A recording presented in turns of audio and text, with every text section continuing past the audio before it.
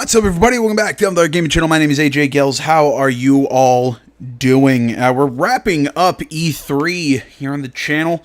I was all set up to do the weekly show this morning, and I started doing it. I'm just like, man, I'm not feeling it. I'm fried from E3. It's super hot in my house. It's like 90 degrees outside, and the inside I think is even hotter. So I'm not feeling great. I'm tired. My brain hurts. All this stuff. So I just decided, you know what?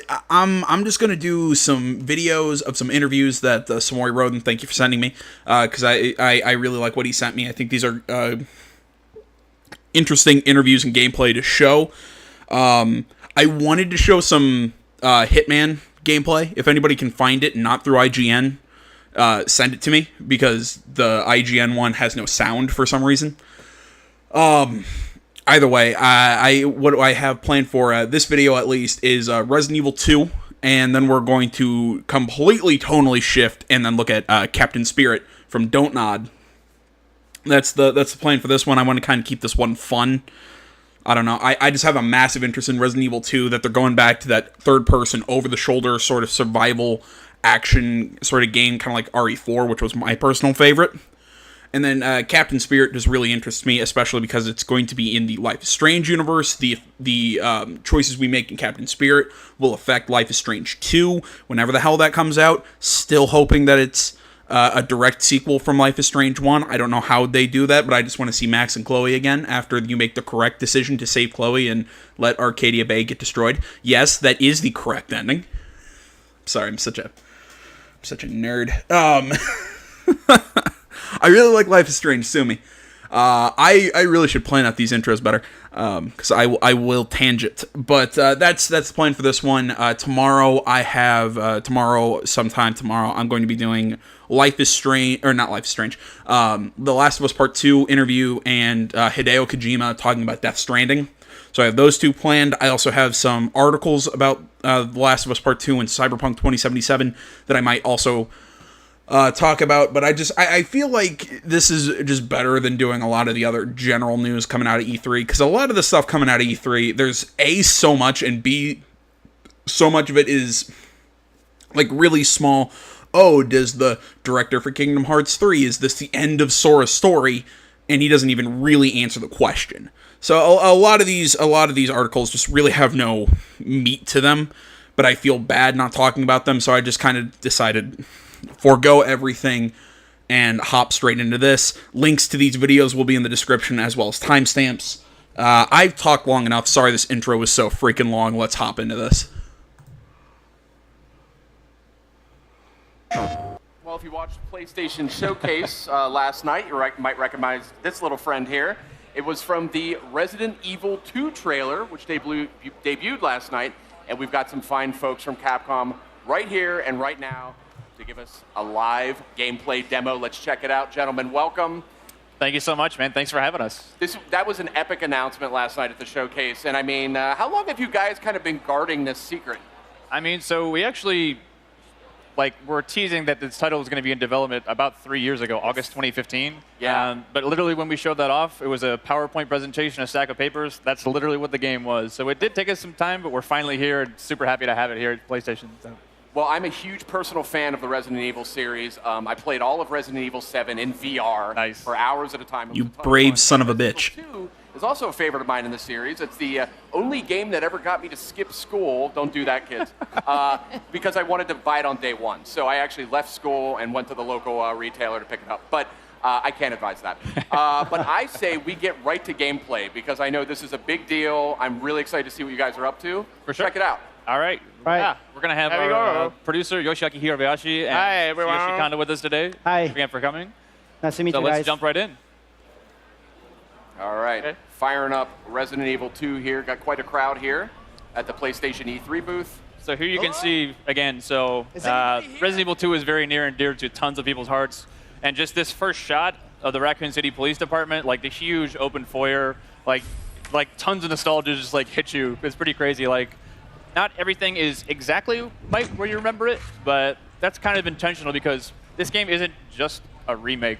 It's a whole new game that we're building off of the foundation that the original game had built. So there's going to be a lot of familiar stuff, but there's going to be a lot of new stuff as well. So. That's how you got it. Okay. First off, we got to go back and just I'm gonna run through some stuff with the sound off just to kind of make some points here. Already we can tell like this looks like Resident Evil 4. To me, it looks better, but this is definitely Resident Evil. Hell, come on, it's Leon Kennedy on screen, but we have that up close third person over the shoulder camera, which personally I liked. The first person in RE7 was really good, but I kind of like getting back to that third person camera with Leon. It didn't necessarily have to be with Leon, but you know what I mean.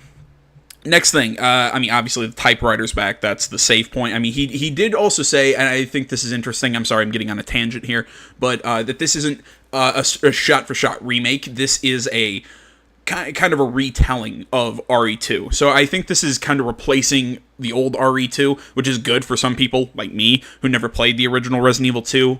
Hell, I haven't even played the original Resident Evil 1. And yes, I know it was remastered, but it's something about those fixed perspective games that just do not appeal to me. I'm not a fan. But I definitely love the perspective. Now, okay, so that's enough of me kind of being a weird nerd, but okay, looking straight at our UI here. We're obviously seeing the like the markers, like you can see what you're interact with, that press X. That's almost straight from RE7. So that stuff's been done before. Okay, picks it up. Okay, and obviously now we're not having the old. Again, I'm going to be comparing this a lot to RE4 because it's the one that I really know, and B, it's the last time we also saw Leon Kennedy. So, well, technically, no, he was in RE6, but but let's forget that was a game. But obviously, it's away from that briefcase where you had to manage the space of like your shotgun took up more space than your handgun. Honestly, I liked that system, but I think for a more streamlined feel, this is a much better system. So it's going kind of to the RE7, which I think is, Resident Evil 7 found it bridged the gap between what Resident Evil 5 did, which there, in my opinion, was not enough inventory space, and Resident Evil 4, which maybe there was a little too much. I think Resident Evil 7 really always had me that.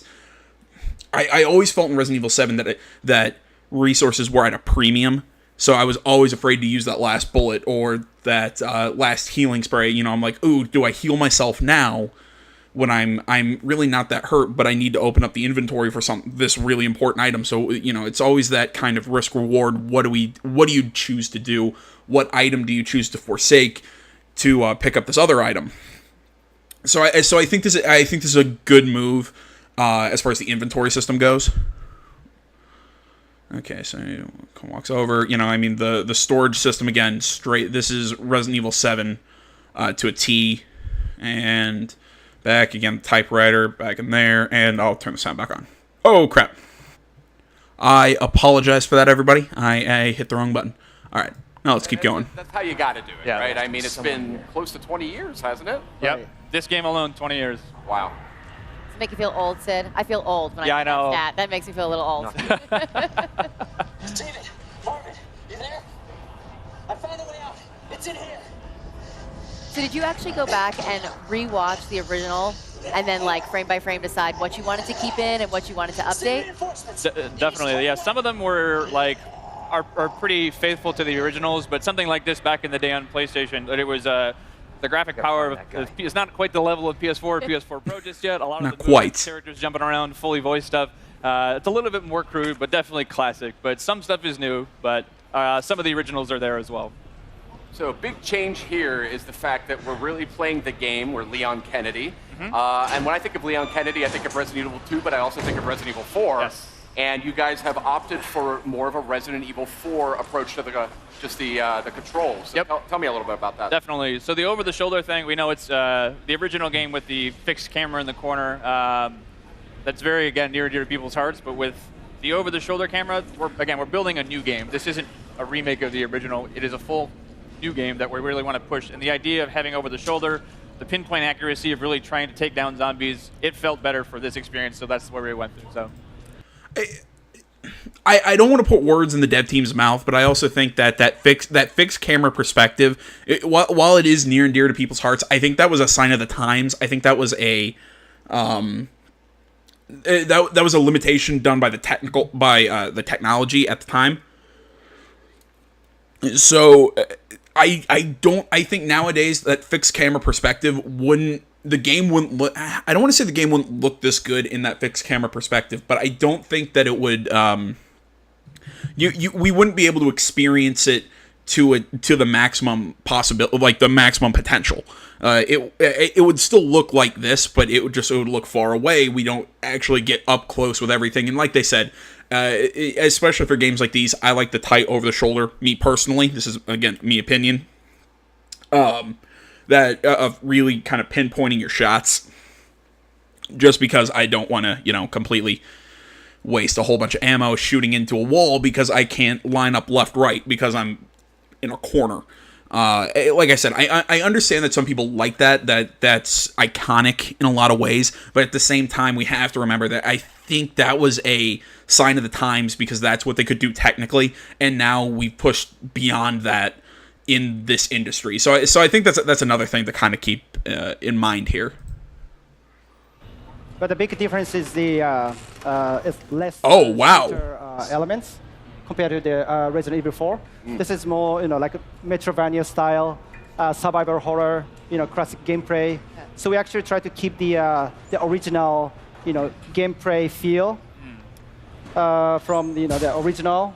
So that's kind of what we were trying to do in this new Resident Evil 2 as well. The lighting feels very similar. So again, before they go into the lighting, I mean, when he kind of compared it to a Metroidvania, I looking at this, especially this is interesting to me that they're going to they're going to a like a reticle and not showing the laser sight off the gun like it was again in RE4, which I'm going to keep comparing it to.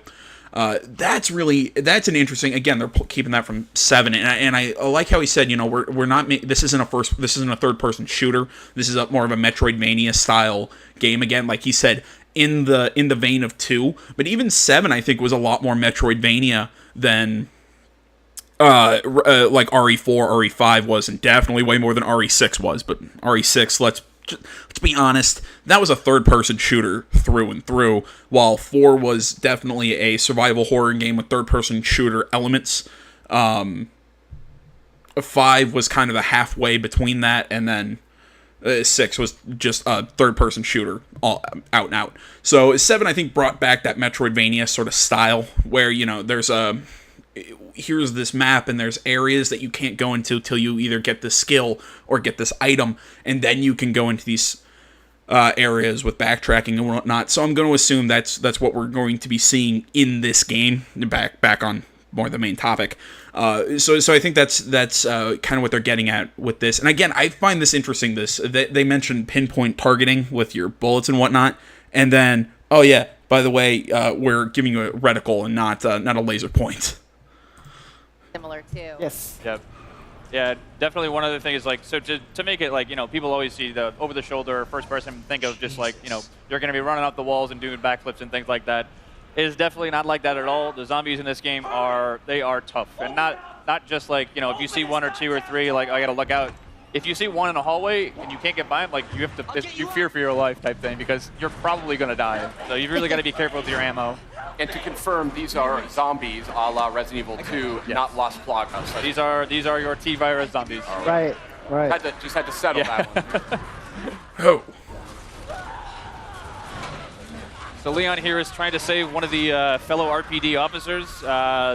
It's not looking good, unfortunately. So. No, I think he's dead. That didn't go very well. Now, we know there's going to be some familiar faces in this as well, and some characters that we've seen in other games. We saw that in the showcase asset just last night. But tell me a little bit about the approach to that. Definitely. So we've got, of course, not only do we have Leon has his own campaign, we also wanted to bring back Claire Redfield. So she's not playable in this demo, but she, as well, is going to get her full playable campaign, too. Awesome. So, the rest of the characters are kind of, we haven't really confirmed too much yet, so I advise you to go back and watch the trailer. You can kind of make some good guesses, I think, based on those. Why'd you shoot him in the ass? He missed. Imagination. Dude took 4 shots, missed 3 of them, and hit the guy in the ass. Come on, you shoot him in the face. One. Also, I want before I say this. Okay, let's hop back again. Let's do this without sound. Okay, zombie busts through the door, aiming. Yep. Okay, you see this? We're moving around and shooting. So there's something else to kind of keep in mind, that we can move and shoot in this game, again, unlike the previous third-person RE games where we were stuck in one spot. Now, he mentioned the multiple characters. So, I mean, he said we have Leon, we have Claire. I can't remember who else was in RE2, but I know that joke one where you played as the giant bar of tofu. I think that he's been confirmed that's back. I can't remember exactly, but I'm like 90% sure I saw something on that. If somebody can, if I'm wrong, tell me in the comments. But I'm like 90% sure that tofu thing is confirmed back. Awesome. This is cool here. This is super tense. So we're getting into here. So every time a zombie bites you, you really feel like you get that over-the-shoulder perspective. Really helps because you get to see the zombies. You really feel them kind of like bite into your neck. Just Yeah. It kind of disorients you too when you get that, so you're spun around. It creates sort of a real sense of like, oh crap, what's going on? A zombie is actually attacking me. And this is all running in the engine of Resident Evil 7, right? It is. This is actually the RE engine. So the same game that powered RE7 is actually going to be running this game too as well. H, are you okay? You going to do this? Yeah. It's a very terrible.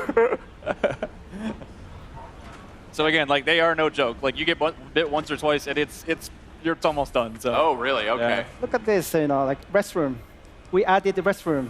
Yeah, so that was one thing that was really in the PS1 game. It was one of those limitations back in the day, but there were actually no restrooms in the original PS1. That's a good point, Yeah. actually. Right? So in this demo, we wanted to make sure that we have a fully functioning bathroom. We put a little treat inside there for you, or a first aid spray. That's a backup box. Yeah. Right. If I've ever heard of one. I noticed he just picked up some first aid spray before. A lot of what I love about survival horror games is the limited supplies. You really have to like think things through. Is that an element that you guys are working with? Yeah, those are sort of like the emergency last minute things. But again, like it is really survival horror to its fullest. Like you're gonna need to conserve those. As you can see in his inventory there, he only had a handful of bullets. So if you run out of bullets, there's no like. We did add certain things like, if you find a la RE7 some gunpowder and some other resources, you can make more. But if you're out, you're pretty much going to be out. So really wanted to drive home the survival aspect of this game. Is there a knife? See, I think they're actually asking a question that was kind of dangling in the back of my mind. Do we have the combat knife like we did in RE4, which I used a lot in the very beginning to conserve ammunition? But it's nice knowing that that crafting. I'm not sure if they kind of mentioned it, but if it's going to be like that chem fluid and gunpowder makes bullets, or if it's going to be, I'm assuming it's going to be something similar to that system. To craft items like bullets and med spray and everything, but it's nice to know all that stuff will be back. That they are going more of that traditional survival horror as opposed to just like that horror shooter thing that they went. And again, I'm gonna keep talking about RE6, but it was depressing. It is nice to know that they're going more back to the roots as a franchise. Is that included? There is. So a little bit later, if we get far enough, we will show you the knife. It thank God. in a way similar to when we did the original Resident Evil 1 remake. So instead of just being something that you use and you can slash it to keep guys at bay, but these guys are ironclad, and that's generally probably not the best idea. Yeah. If you do get grappled, you get the chance to use it as sort of an emergency weapon to get rid of that zombie and get him off you. Cool. But if it's still, it does have a little bit of durability as well. So if it's still durable enough, you can actually pick the knife up off the zombies that you just killed, get a little bit more out of it too. So Interesting. What other sort of mechanical tweaks and changes are you guys implementing here? That Okay, so so I can't do what I did in RE4 and just slash with the knife to protect myself. Can we just take a moment to say either it's really hard to shoot in this game, or that guy couldn't hit the broadside of a barn? And I don't want to bash on a developer, but holy crap! I mean, I saw one headshot that entire time. that longtime fans might notice. definitely. Kana-san, you want to take this one? Well, yes, the gameplay mechanics. So since we actually feature now over the shoulder camera view. So the we actually trying to put like more kind of like intense combat, feel against the zombies. So and also the way like Leon is actually shooting is the kind of like more like natural feel, more close to the like Resident Evil 7 kind of combat style. Yeah. There is some stuff a little bit later in the demo too, where it wasn't present in the original game, where it's a little bit, again, pushing that survival aspect of the game. You can find like wooden boards to board up windows, to choose whether you want to board up that one, if that zombie is a really problem for you. Otherwise, you can save it later in case something else comes up, but it really is about that choice of how do you want to play. That is cool. That's something I've always wanted to see in more like zombie games. Is right. the ability to fortify. Yeah, what fortify I mean? stuff. Because that's like the first thing you're going to do, right? If you were in a real zombie attack. Board everything up. And you're obviously, Sid and I are big Resident Evil fans, but for those out there that maybe haven't, approached the franchise before or something, do you feel like this is a good title to start with? Mm-hmm.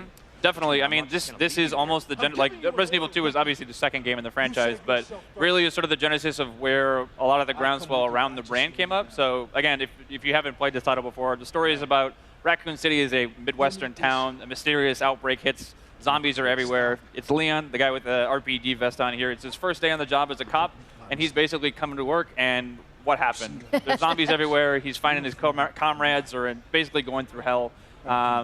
And Claire Redfield, who is the other character in the game, she's a college student. She's looking for her brother Chris, who works in the Special Forces. And they basically fates intersect, and you'll be able to sort of see each other's perspectives throughout the game. So now he's got the combat knife. Yes. So here we have our knife. Yeah. That we get from Marvin. Marvin, yes.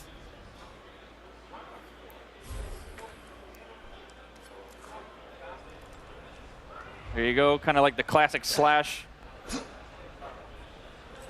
Using the knife always reminds me of back in the day, it's like you get a couple rounds inside the zombie, and then like just to make sure, get a couple slashes on the ground.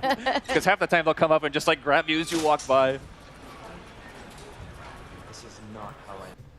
Okay, so we saw like the Metroidvania aspect there, where we got the knife and then you cut through the tape to open that box. But they said something interesting with the intersecting paths of both Leon and Claire.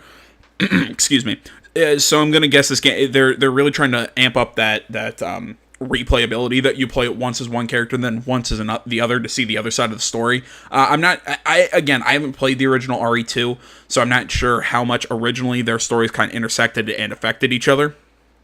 But definitely, like I said, I mean that's a neat thing to kind of push that replay ability, give you more reason to spend more time with the game. My interest is more with that is actually on the length of the individual campaigns. So exactly how long are we going to spend with Leon? How long are we going to spend with Claire?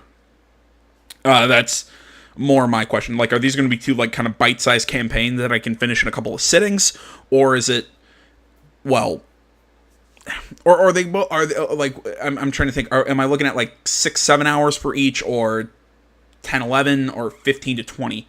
Like that's my question. So again, a lot of these rooms, especially this one too, it's like that door necessarily wasn't there in the first game or the original RE2, but this room is super iconic for a lot of reasons, but it's not quite the same as you might remember it too. If you turn this corner in the original game, you might have remembered something crawling by that window. It's not there anymore, but it takes a lot different forms later. So again, we want to keep people on their toes. They expected that there, but we're going to move it because we don't want you to know everything that's going to come you can't have the dogs jumping out of the same window, right? RE's all about jump scares. And yeah, they're going to jump out of this window. They know everything that's coming. That's no fun. Now, I don't want you to spoil anything here, but, I've played Resident Evil 2 quite a few times. Is there the same general sort of arc to the experience, or? There is. So I'd say that the story on the whole, here's a great shot of... Oh, wow. Awesome. Proudest work here. Pretty nasty. Crazy. But yeah, so the story as a whole, like, in general, you'll see a lot of the same things be happening, but again, it's not exactly the same. So you'll see, characters that you might have just, like, talked with very briefly. You get a little bit more backstory into there. Places that you just walked by in downtown Raccoon City, you're going to get a chance to go in there and play a little bit more, so... And you had mentioned Claire will be a playable character. Will that sort of cross over, they had the ability to sort of interact with each other's storyline a little bit in the original game? Right, from time to time, so it's going to be slightly different, because back in the day it was we call it a zapping system. You could play A and B scenarios, but we wanted to have each character have their own separate campaign. They certainly will be crossing over, but it's going to be, updated, modified for this new version of the game too. So awesome. This is looking great, guys. I'd love to sit here actually and do this for about another 15 or 20 minutes, but I think we actually got to get going. Okay. Which is a super bummer because it looks just awesome. And this is one of my. Well, let's get this guy. Let's get him. He just wants some snacks, you know. Right. He's feeling a You little just leave him peckish. be. That's fine too. You know? All Leave right. him do his stuff. So Very reluctantly, I will have to bid you farewell. Thank you so much We don't for have to coming wait by. very long to get our hands on Okay. it, though, right? yes, you're right. Yes. It comes out January 25th next Yes, year. yes. Please look forward to it. Only a couple short months away. We do have this game playable at our Capcom Yeah. Security. Oh, actually, one thing I wanted to mention at the end is this rat. It's actually kind of the main concept of our announcement trailer. So it started from like rat view. So the one we showed at PlayStation Showcase is actually it's slightly different from the one uploaded on YouTube. Oh. So people actually if you guys haven't seen both versions, please enjoy it. All right. Thank you so much, guys, for coming by. Showing Interesting. Resident Evil 2 coming to PS4 in January. Coming up next, we have Trover Saves the Universe. That's So yeah, I'm really interested in this even more now after seeing this gameplay. I really like seeing a lot of the things that drew me to the franchise in the first place kind of come back, and a lot of the stuff that worked in RE7 and a lot of the stuff that really, in my opinion, kind of saved the franchise also come back. That RE7 did. So it's neat to kind of go back to the third person out of the first person thing. I mean, the first person was really well done in Resident Evil 7, but. I'm really I still have some questions, but all in all, I'm stoked to play this. I think they said January 25th. So what? That's like 4 days before Kingdom Hearts 3. So, yay, 2017's what? I mean, what's 2019? For some reason I thought it was whatever. So what do we already know in 2019? It's Resident Evil 7 on the 25th, Kingdom Hearts on the 29th. And then in February, on the 22nd, we have Anthem, Days Gone, and Metro Exodus. And then, geez, I mean, there's probably going to be some other games coming out early in the year next year. So next year's already looking to be strong. So guys, I want to say, well, wait, I'm not ending this. I'll make a cut here, and we'll go watch the Captain Spirit interview. My bad.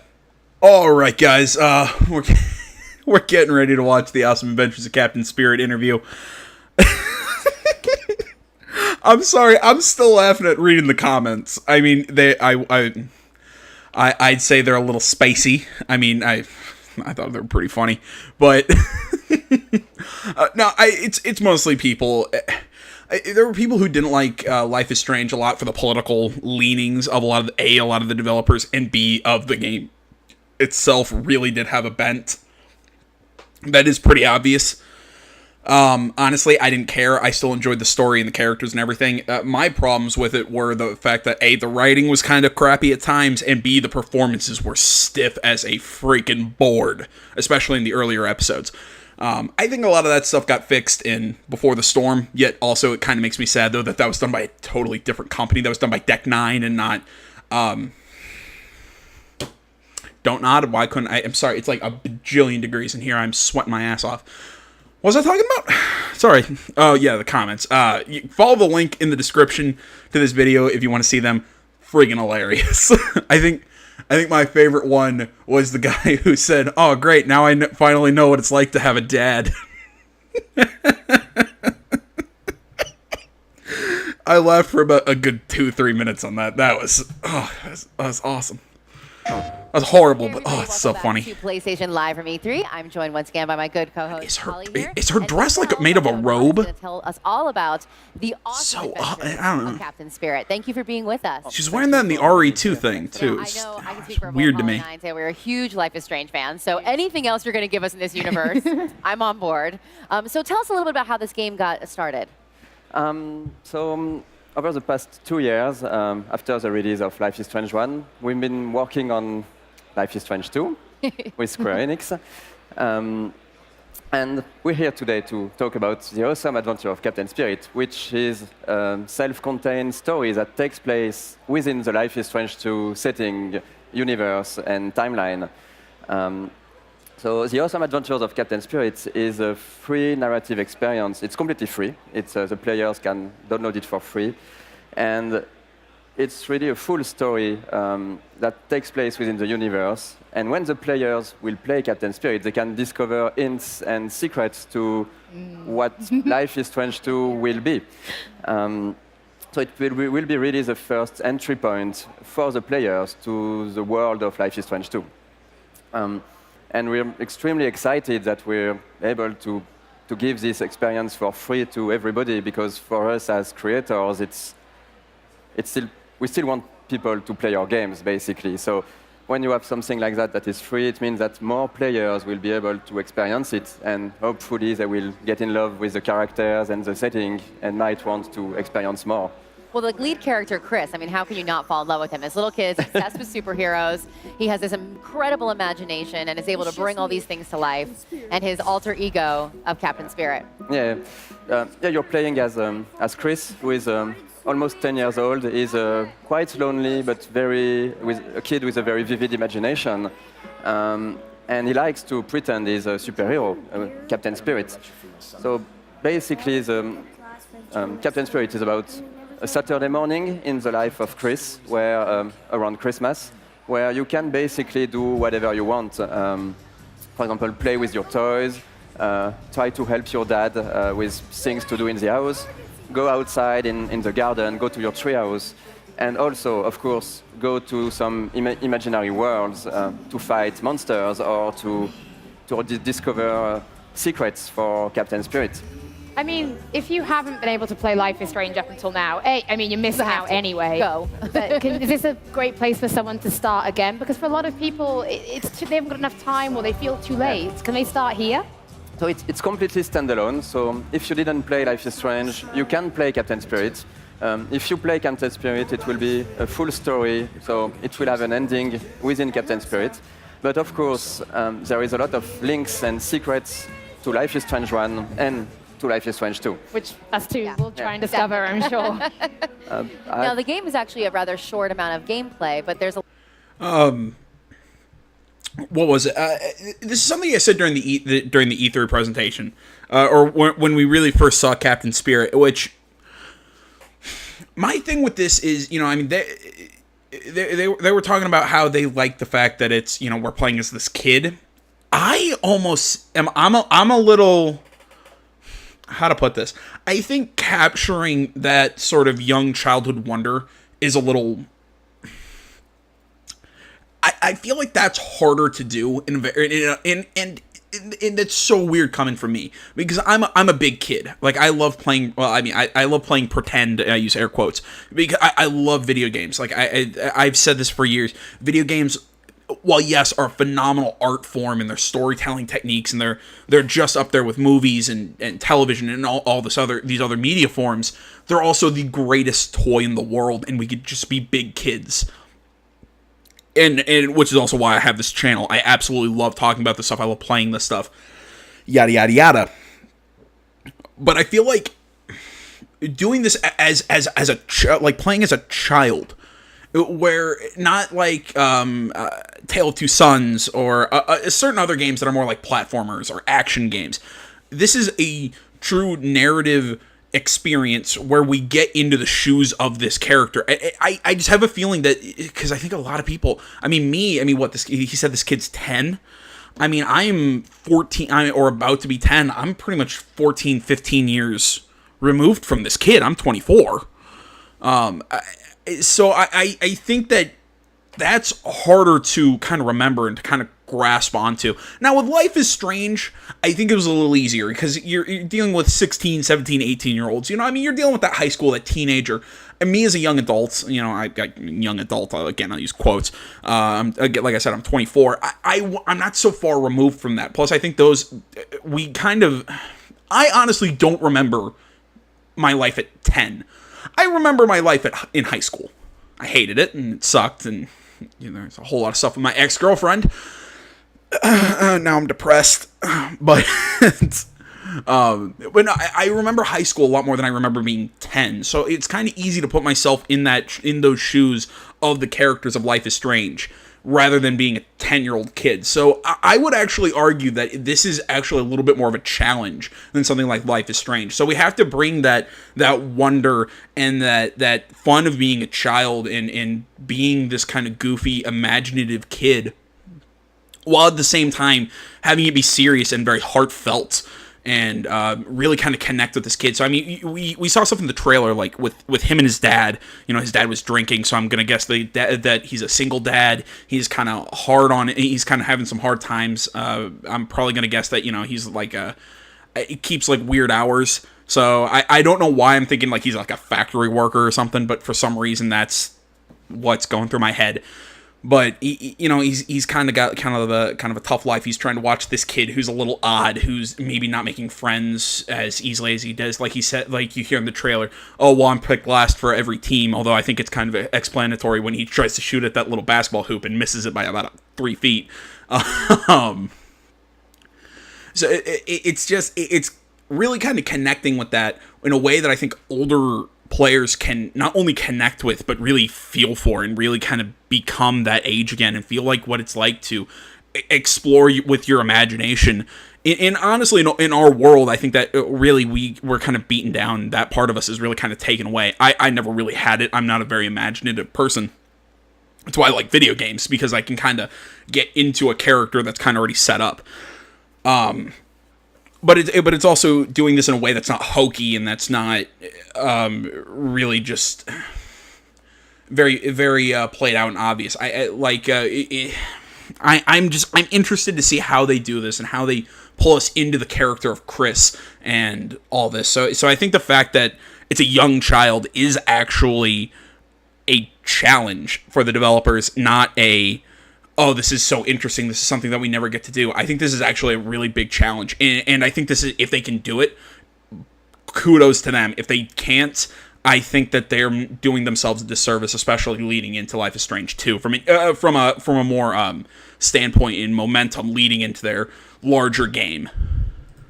A lot of replayability in it, because you can't discover everything in one first go, right? It's I would say that it's around 2 hours of gameplay in one playthrough, but the game it has been designed as almost as a treasure box where you can unlock a lot of different things as the more you play.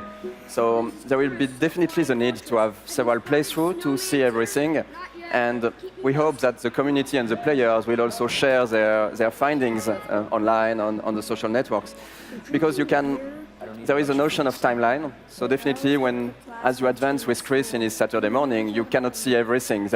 You need sometimes to be at the right place at the right moment to experience the story. What about music? Because I mean, the soundtracks from Life is Strange and Before the Storm are like my most played soundtracks on Spotify.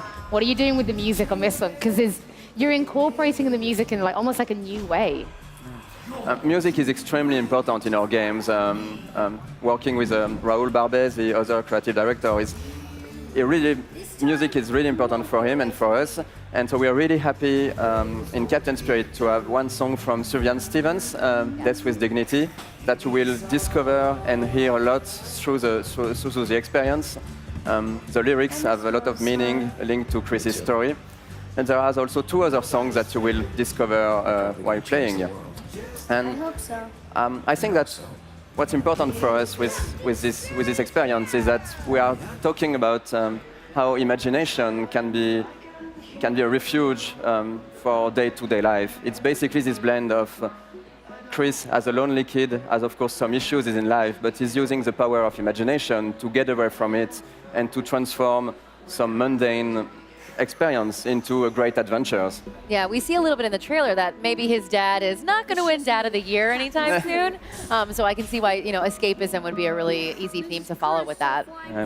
And really, I would argue with that. I think at times we see him, like he's day drinking or drinking in the morning or whatever. But I think this is I don't think it's that black and white. I think this is a dad who's doing the best he can, and again, with a kid who's probably just a little different than everybody wants to tell me everybody's odd, everybody's different. Oh, we're all unique, special, whatever. You're right, but there's a range of normal where where a majority of people fall in, and then there's the outside of that. I consider myself the outside of that, and there's some reasons why I fall on the outside of that I won't go super into. That's stuff between me and my therapist. But but I mean, it's dealing with that. It's again, it's like I said, I'm from what we're seeing, I'm guessing that this is a single parent. And I think this is a story of him, not just Chris, but also his dad. I think from what we've seen of him, I think he's doing the best he can to raise this kid and make sure that he's not just a functioning human, but I mean, at some point, it's this whole thing. I mean, you're turning 10, which is about that age where you need to start to grow up and start to kind of leave that imagination. Again, I kind of sound like an asshole because I saw video games and I still have that part of me that kind of goes into that. But it's this. I think there's so many interesting ways they can go with the story, and the fact that they're, like they said, it's about 2 hours and it's a lot of replayability. So I mean, I have a feeling that we're going to do like 2 or 3 or 4 maybe different playthroughs of this, trying to go down different routes. But again, I think it's this back on my main topic. I'm sorry, I keep tangenting because there's maybe some life lessons that I'm kind of drawing out of this.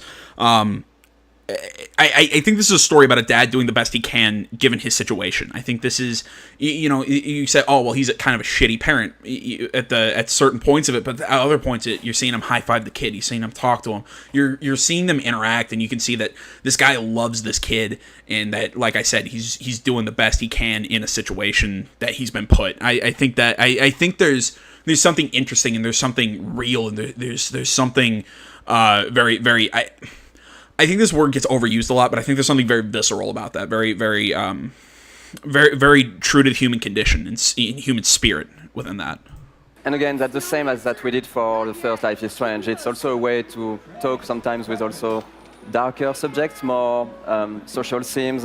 So definitely there are things like this in Captain Spirit, where by playing as a superhero, experiencing Chris' imagination, you will also discover darker secrets about the family, about Chris's condition, about his dad, about his mother.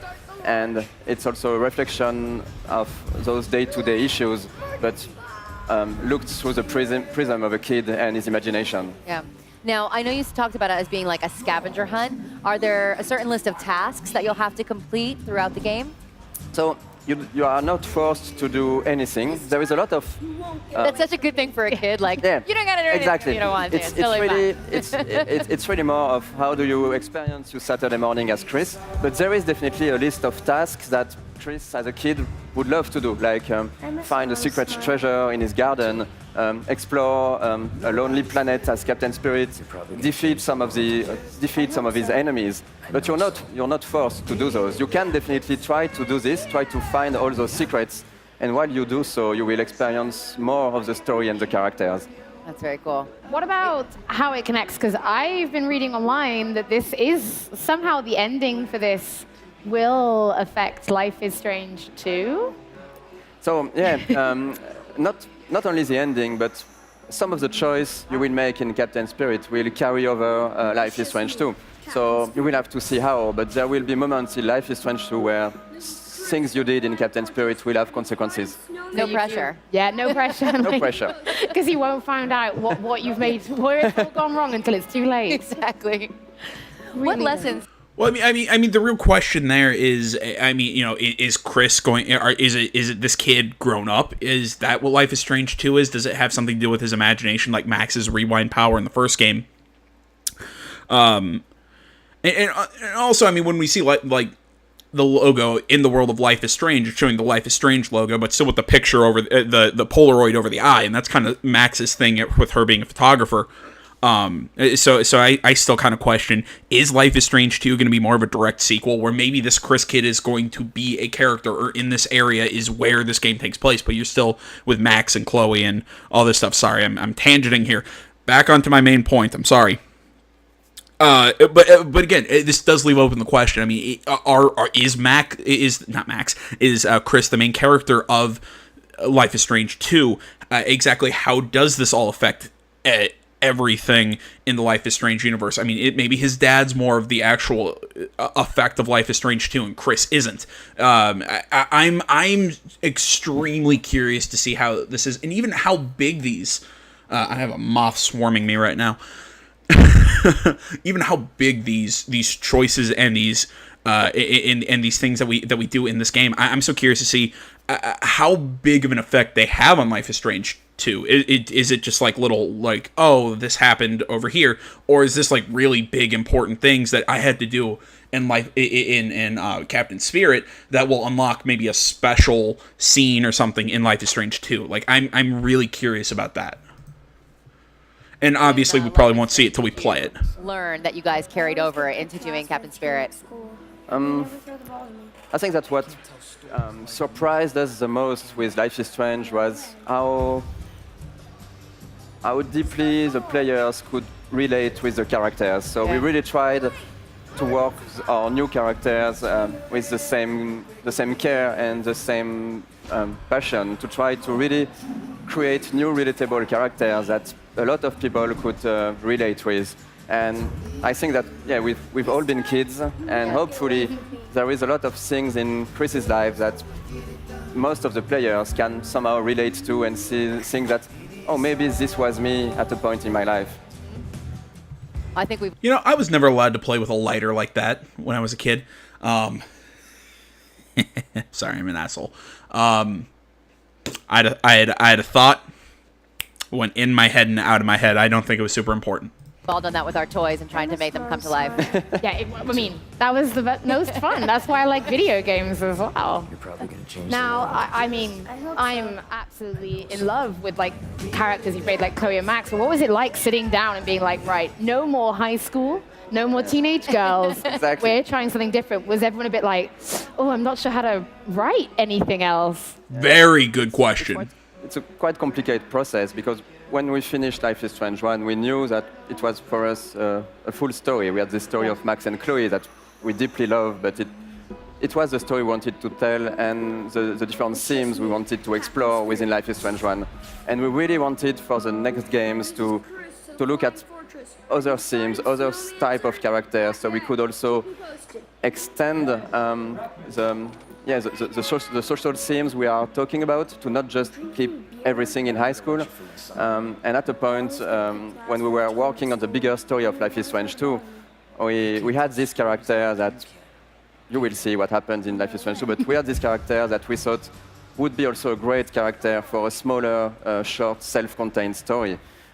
Because talking about kids' imagination, growing alone with only one parent as a kid is something that was interesting for us to talk about. And okay, I got a feeling right there he might have let something slip a little inadvertently. And again, maybe I'm reading too much into this, but the way he put that, and the way I heard that, is that Chris won't be the main character of the story. That, as they said, that while we were making this game, we had this character that we kind of had this chance to tell this totally different kind of story with this different cast of characters. Which again, I think they made, like I said, and asked a good question of really telling something from a child's perspective, not a high schooler's perspective. But I think it's this. And again, I could be totally wrong. This is all speculation. But the way he said that makes me believe, okay, so Chris is going to be probably in the main story somewhere. Like, this takes place in the past. And then in Life is Strange 2, Chris has probably grown up. Maybe he's a high schooler. Maybe he's a 20-some-year-old. Maybe he's like my age. And he still has this kind of like child at heart thing, this overactive imagination, but he's still trying to deal with the world and everything, and how it's really kind of making him grow up, but at the inside he's still trying to be a kid. Honestly, I think that's a good story right there. Is just, kind of being someone like my age, still trying to retain that childlike part of you, but at the same time, you have to get a job. You have to actually be an adult. I think that's an interesting kind of narrative adventure story. Well, there's my pitch for a video game. But the way he put that, he made it sound like we had this one character. So what I'm going to assume is, and back, I'm sorry, I tangented again. I keep doing that. we have the main story where we're playing as this cast of characters, and Chris is a character in the game. And we see him, and I'm going to guess he's kind of like an imaginative person in all this, because they had to have something that then made them think, hey, let's tell the story of this guy as a small child. So again, like I said, my guess is we play as different characters in Life is Strange 2. I still am hoping it's Max and Chloe. I'm still hoping for a direct sequel, even though I still highly doubt what's gonna happen. But then we have Chris, who makes an appearance in some way, shape, or form, and this is his backstory, and the choices we make actually affects the kind of character he is in Life is Strange 2. Total guess. But how cool would that be? And I remember the thought that popped into my head. Like, it wasn't super important, but does anybody with that keen eye for game engines know what this game engine's running on? I'm thinking it's the Unity. I think it's Unity engine, because it looks a little sharper, kind of like Before the Storm, because that was kind of another problem with Life is Strange, is it had that really neat art style, but the colors didn't really pop. They all kind of seemed dull.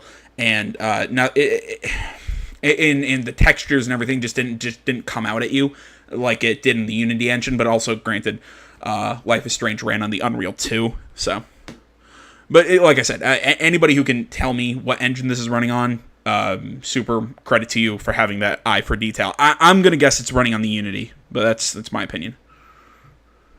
Yeah, it was the beginning of the story of Chris and his dad. And what a great universe that opens up for you. I mean, you have this kid with this incredible, imagination, which allows you to create really anything. Yeah. And I think that's what's great with Life is Strange, is that it's still the same universe. The game takes place in Oregon, not too far away from Arcadia Bay, so people will find links. But it's still a big universe for an anthology where we can really create new characters, new set of stories, and hopefully keep the same vibe, the same pacing, the same way to tell stories, and also to show to the players those more social issues, and maybe have players also reflect about some issues of the real world. The art style, too, I feel like is really similar. Like, as minute I looked at it, I was like, okay, this is a Life is Strange universe. Like, I could see it from there.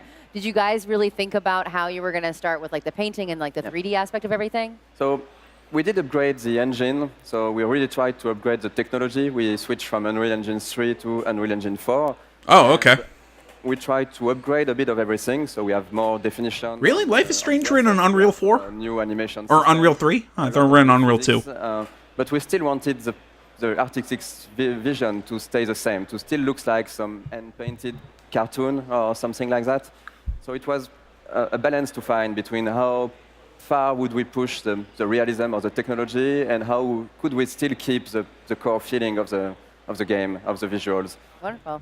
Well, no, we don't have to wait. Well, there we go. We have the answer to my question. This is on the Unreal 4. Like I said, Life is Strange was on the Unreal 3. I mean, I thought I swear the logo I saw at the very beginning of the game said Unreal 2. I could be remembering that totally wrong, though. I mean, that's entirely a possibility. Either way, I think the upgraded engine does give the game a lot sharper tone than the first one. Again, personally, I really like the art style running on the Unity engine from BTS, but that's, again, neither here nor there.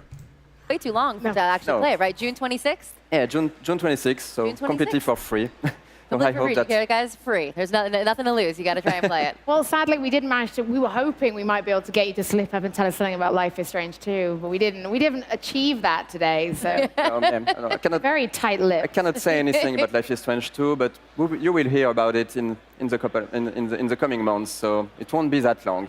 Hopefully, Captain Spirit will be a great entry point, and the player will love to play it. So yeah. Not hopefully, it will. Captain Spirit will tide us over until then. We'll take it. We'll take it. Michelle, thank you so much for joining us on the show. Holly, thank you so much for co-hosting with me. I think we. Yeah, I really like I like the look of this game, and I'm interested to see where we're going in this franchise. I kind of agree with them. I kind of wanted to see Life is Strange 2. Mostly just the biggest question I want answered, and I will then wait for however long it takes to get the game, is because is it a direct sequel, or is it a totally new game in the same universe? That is my question. I'm leaning towards entirely new game in the same universe, but there's something in my heart that's going, please be a direct sequel. I want to pick up with these characters again. But that's just me. All right, guys. Well, that's going to about do it for this one. This ended up being a lot longer than I intended. I thought this video would be about 30, 40 minutes maybe. And maybe I think... Actually, I'm not sure how long it's going to be after I edit everything out, and it might be close to that time. Either way, thank you for watching. I have more planned in the coming days. Thank you so much. Facebook, Twitter, the website, minds.com. Links, all that stuff is in the description below. Please remember to like, comment. If you're not already, please subscribe to the channel. Stay tuned for more next time. But until then, my name is AJ Gels. This is the Untitled Gaming Channel. I'm out.